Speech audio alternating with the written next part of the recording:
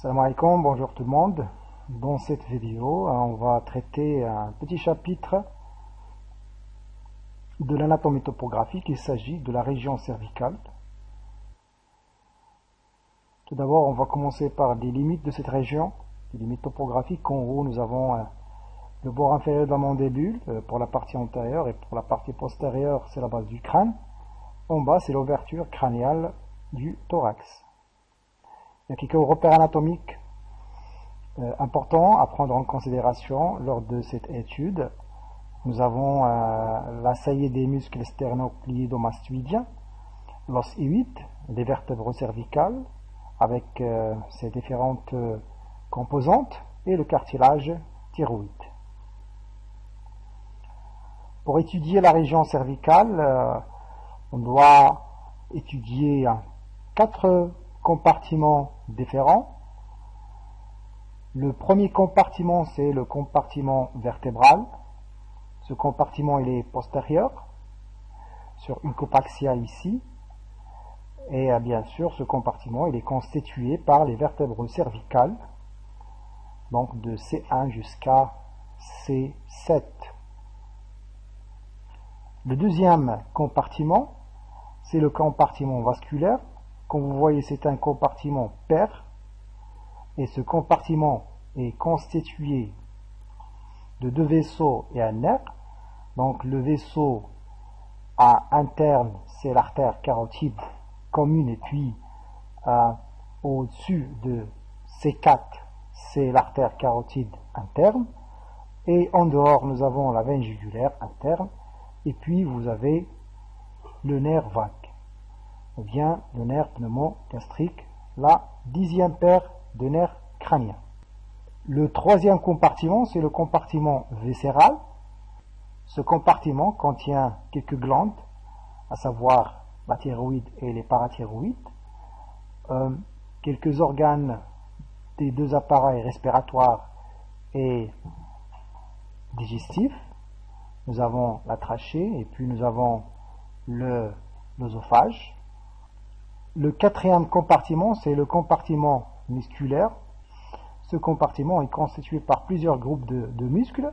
Nous avons des muscles superficiels, des muscles profonds. Donc on va voir ça après. Voilà donc les 4 compartiments de la région cervicale.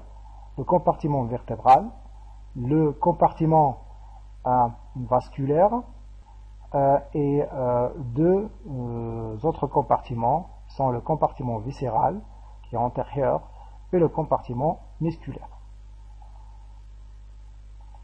Ces compartiments, ils sont séparés par ce qu'on appelle le fascia cervical, donc présente plusieurs lames.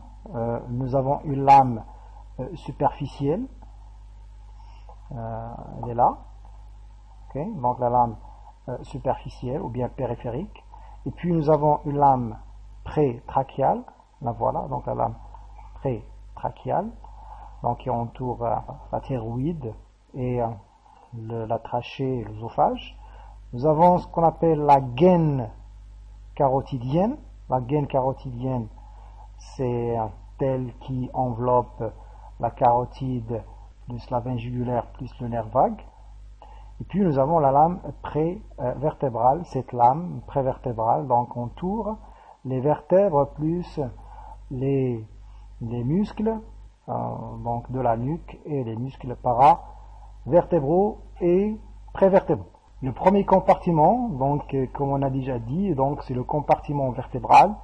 Ce compartiment est composé des vertèbres de la région cervicale, donc de C1 jusqu'à C7. Donc pour une vertèbre cervicale type, un petit rappel anatomique d'une vertèbre cervicale type. Donc une vertèbre cervicale type, bien sûr, présente un corps antérieur, parallélépipédique. Nous avons un arc postérieur, donc des processus transverses.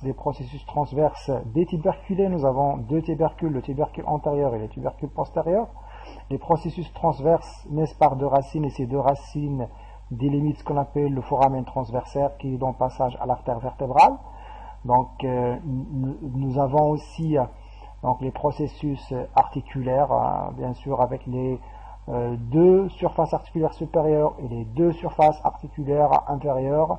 Nous avons les lames, nous avons bien sûr le processus épineux qui est détuberculé, le voilà, bien bifide, et puis vous avez un foramen vertébral qui est triangulaire. Donc c'est important de connaître ces petits détails parce que dans l'insertion musculaire, on va voir que le muscle par exemple qui s'attache soit au tubercule antérieur ou bien au tubercule postérieur du processus transverse ou bien au niveau des processus épineux.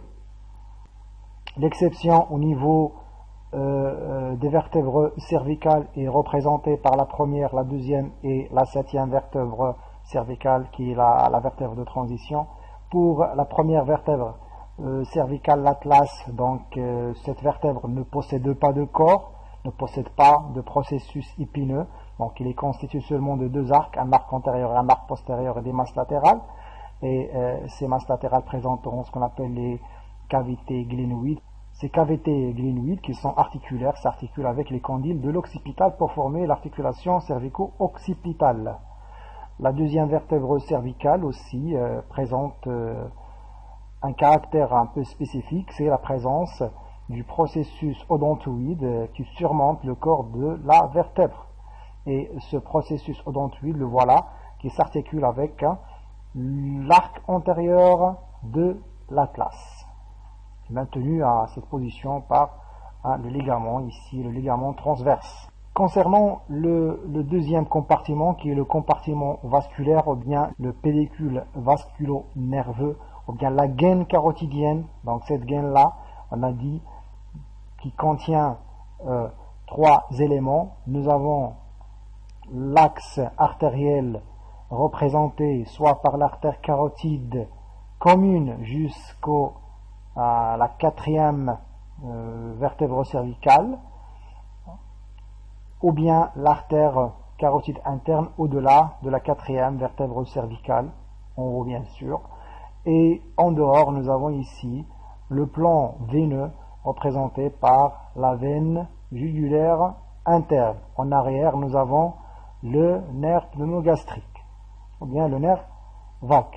Donc voilà l'axe artériel, l'axe veineux et l'axe nerveux, donc pour le nerf vague. Voilà la disposition un peu topographique de ces trois éléments. Donc ils sont disposés sous forme d'X. Voilà la veine jugulaire interne. Et puis vous avez l'artère carotide commune.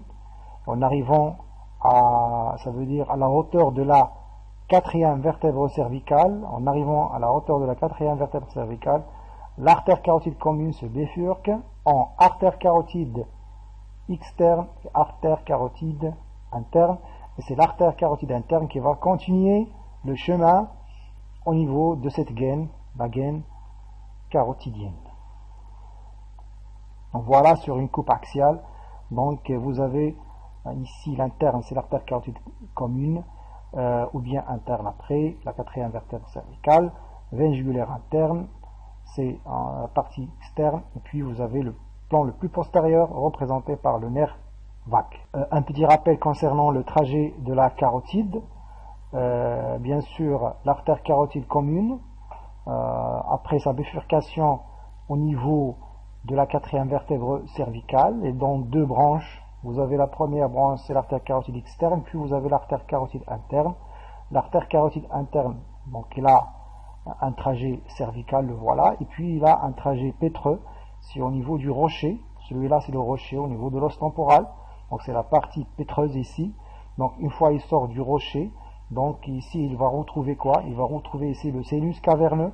Le sinus caverneux, c'est de part et d'autre de la selle turcique. Là voilà la selle turcique du sphénoïde. Ici vous avez la gouttière carotidienne, la gouttière carotidienne à ce niveau-là, de part et d'autre de la selle turcique, au niveau du corps du sphénoïde. Et à ce niveau-là, nous avons le sinus caverneux. Donc on va voir que l'artère carotide interne va pénétrer le sinus caverneux et puis va sortir par le toit du sinus caverneux. Et à ce niveau-là, il va retrouver quoi? Il va retrouver la face inférieure du cerveau, et il va constituer avec l'artère basilaire, avec le tronc basilaire, ce qu'on appelle le cercle artériel du cerveau ou bien le polygone de Willis. Les branches terminales de l'artère carotide interne. Donc nous avons l'artère cérébrale antérieure, l'artère cérébrale moyenne, l'artère choroïdienne et l'artère ophtalmique. Pour l'axe veineux au niveau du cou, donc nous avons la veine jugulaire externe et puis nous avons la veine jugulaire interne. Bien sûr, la veine jugulaire interne reçoit le sang drainé par les sinus sigmoïdes, les sinus veineux sigmoïdes. Ce sang-là, ce sang veineux, donc drainé par le sinus sigmoïde, donc drainé vers la veine jugulaire interne. Et puis, donc, la veine jugulaire externe, il va drainer le sang vers la veine subclavière. Et à ce niveau-là, donc, on va voir la réunion ici des deux veines brachiocéphaliques qui vont donner quoi? Qui vont donner ici la veine cave supérieure. Concernant le troisième compartiment, qui est le compartiment viscéral, donc ce compartiment est délimité par l'ossewide, l'inciseur jugulaire du sternum, bien la fourchette sternale, et les muscles sternocléidomastoïdiens de part et d'autre. Donc le contenu, nous avons la glande thyroïde, les glandes parathyroïdes, les viscères des voies aérodigestives supérieures et les éléments vasculo-nerveux destinés à ces organes. Voilà ce compartiment, le compartiment viscéral à ce niveau-là. Donc vous avez la thyroïde ici. En arrière de la thyroïde, vous avez la trachée. Et en arrière de la trachée, vous avez l'œsophage. Donc l'œsophage est toujours antérieur par rapport donc, à la colonne vertébrale. Et bien sûr, à un certain niveau, on va trouver le larynx, on va trouver le pharynx avec ses différents étages. Bon, selon le niveau de coupe, ici, nous avons cette coupe-là qui passe par la 6e vertèbre cervicale. Voilà pour cette coupe qui passe par la 6e vertèbre cervicale. Donc, vous voyez hein, ici, les différents compartiments sont représentés, à savoir le compartiment vertébral, le compartiment musculaire, le compartiment viscéral, le compartiment vasculaire. Voilà. Donc, à ce niveau-là, vous avez ici la thyroïde, trachée, et puis vous avez l'œsophage. Pour le compartiment musculaire, au niveau de ce compartiment, nous avons plusieurs groupes musculaires. Premièrement, nous avons ce qu'on appelle les muscles de la nuque, puis vous avez les muscles prévertébraux, les muscles latérovertébraux, et puis vous avez le groupe superficiel qui est représenté par un seul muscle qui est le muscle sternocléidomastoïdien. En général, donc les différents plans musculaires que nous avons au niveau de cette région du cou. Donc généralement nous avons ici les muscles de la nuque, et voilà, donc vous avez les muscles de la nuque. Nous avons ici ce qui est en arrière, c'est le trapèze. Vous avez les muscles paravertébraux ou bien latérovertébraux, donc ces muscles appelés muscles salènes, antérieurs, moyens et postérieurs. Nous avons les muscles prévertébraux, ça veut dire en avant des vertèbres cervicales. Et nous avons le sternocléidomastoïdien, le voilà. Vous avez le sternocléidomastoïdien, chaque côté, voilà. Et puis nous avons un groupe musculaire ici, en avant de la thyroïde. Ce groupe musculaire généralement, ce sont les muscles liés à l'ossewide. Et ici, au niveau de la 6e vertèbre cervicale, ce sont les muscles infra-huidiens. Vous avez un autre muscle ici, en dehors du fascia cervical, c'est le platysma. Ce tableau résume un peu donc les différents groupes musculaires du cou. Donc vous avez les muscles de la nuque avec les différents plans, le plan profond, le plan superficiel, le plan splénus, le plan trapèze. Les muscles prévertébraux, ce sont le groupe musculaire antérieur, ça veut dire en avant des vertèbres cervicales. Les muscles latérovertébraux, ce sont les muscles salines antérieurs, moyens, postérieurs. Le groupe superficiel est donc constitué par un seul muscle, c'est le sternocléidomastoïdien essentiellement. Et les muscles liés à l'ossewide, nous avons deux groupes, les muscles suprahuidiens et les muscles infra iwidien. On va essayer de voir ces différents plans. Donc premièrement, les muscles de la nuque. Pour le plan profond, nous avons le petit droit postérieur de la tête ici, et nous avons le grand droit postérieur de la. Et puis vous avez les obliques de la tête. Nous avons l'oblique supérieur de la tête et l'oblique inférieur de la tête. Regardez bien que les insertions à ce niveau-là, ils sont soit au niveau ici de la ligne nucale inférieure, au niveau de la face externe de l'os occipital. On a déjà vu les lignes nucales. Nous avons deux lignes nucales supérieures, ou bien les lignes demi-circulaires supérieures, les lignes demi-circulaires inférieures. Au niveau de la ligne demi-circulaire supérieure, ou bien la ligne nucale supérieure, nous avons l'ignon, ou bien la protubérance occipitale externe. Donc regardez bien, au niveau de la ligne nucale inférieure ici, vous avez l'insertion de 3 de ces muscles profonds de la région de la nuque. Donc nous avons le petit droit postérieur, le grand droit postérieur et l'oblique supérieur de la tête. L'oblique inférieur de la tête, c'est un muscle purement rachidien. Ça veut dire qu'il n'a pas d'insertion crâniale. Donc vous avez la première insertion c'est au niveau de C1, deuxième insertion c'est au niveau de C2. Et au niveau des vertèbres cervicales, l'insertion donc soit au niveau des processus transverses, soit au niveau des processus épineux. Le deuxième plan, c'est le plan superficiel. On parle toujours des muscles de la nuque. Donc à ce niveau-là, nous avons le muscle semi-épineux, le voilà.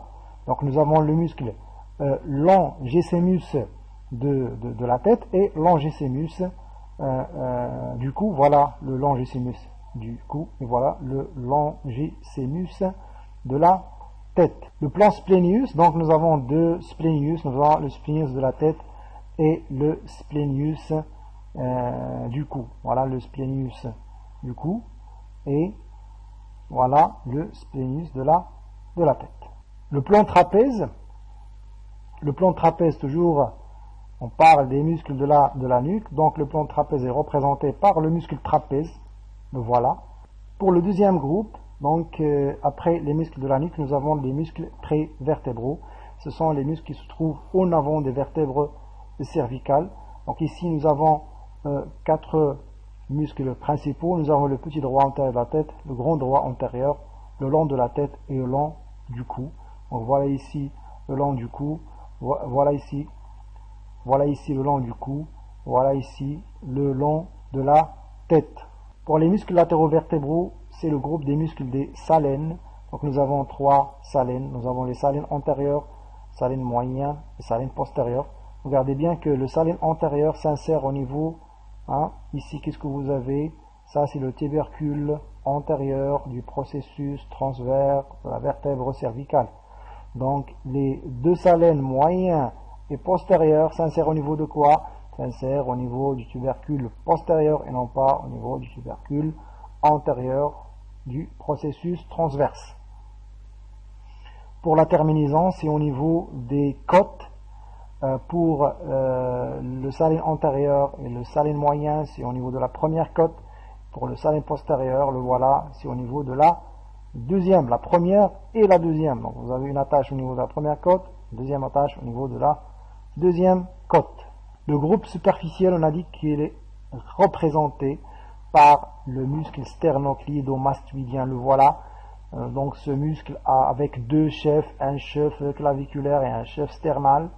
Et puis vous avez ici bien sûr une insertion au niveau du processus mastoïde du temporal. Voilà sur une coupe axiale donc la situation de ce muscle, le muscle sternocleidomastoïdien, donc de part et d'autre. Il est à l'intérieur du fascia cervical superficiel, en dedans du platysma. Et puis on va finir avec les muscles hyalocébides, avec ces deux groupes, donc les muscles supra-huidiens, les muscles infra-huidiens. Il y a quelques, bien sûr, repères anatomiques à prendre en considération. Vous avez bien sûr ici la mandibule. Vous avez l'os hyoïde, vous avez le cartilage thyroïde.